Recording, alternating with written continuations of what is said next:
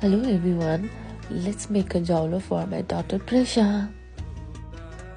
First of all, let's get started by washing hands and cleaning utensils. This is the main part and I never skip this. And yes, here are the ingredients. मैले चाहिँ लिएको छु केरो, हरियो केरो, अनि टमाटर, अनि अलरेडी उसिनेर राखेको आलु, त्यसलाई मैले काटिसके, अनि आफ्नै बारीमा फलेको साग। मेरो छोरीलाई चाहिँ एकदमै स्ट्रबेरी मन पर्छ कि, त्यसैले मैले तातो पानीमा एकैछिन स्ट्रबेरीलाई भिजाउन राखिदिए। अनि मैले एउटा उसिनेको अन्डा पनि लिएकी छु। यो घिउ चाहिँ मैले आफैले घरमा बनाएको थिएँ। मेरो छोरीलाई चाहिँ खेल्दै खेल्दै पानी चाहियो अरे के। त्यतिकैमा घिउ तातिसकेको छ र त्यसमा मैले थोरै ज्वानो र अदुवा लसुनको पेस्ट फुटिदिएँ। साग, केरो अनि आलु सबै राखेर मैले बेसार राखेर मजाले चलाइदिएँ।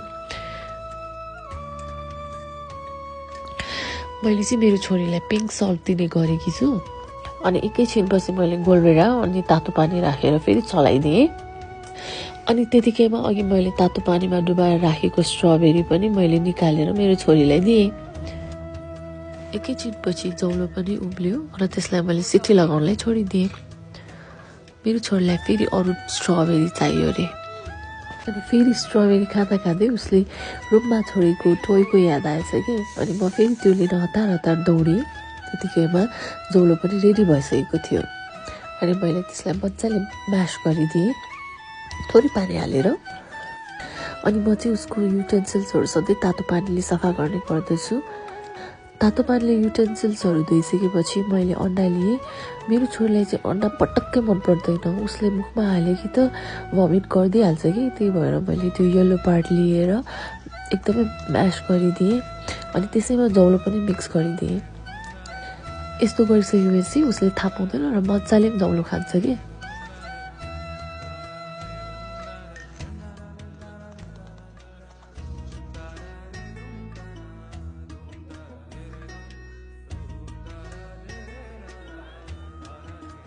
उसलाई चाहिँ यसरी दिएको जौलो साह्रै नै मनपर्छ। पहिला चाहिँ उसलाई खुवाउनलाई धेरै नै गाह्रो थियो कि।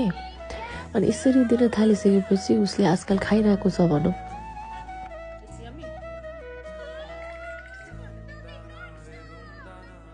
हजुरहरूको घरमा पनि सानो सानो नानी बाबुहरू छ भने हजुरहरूले नि यसरी एकचोटि पक्कै पनि ट्राई गर्नु होला है त। अनि लास्टसम्म भिडियो हेरेर हामीलाई साथ दिनुभएकोमा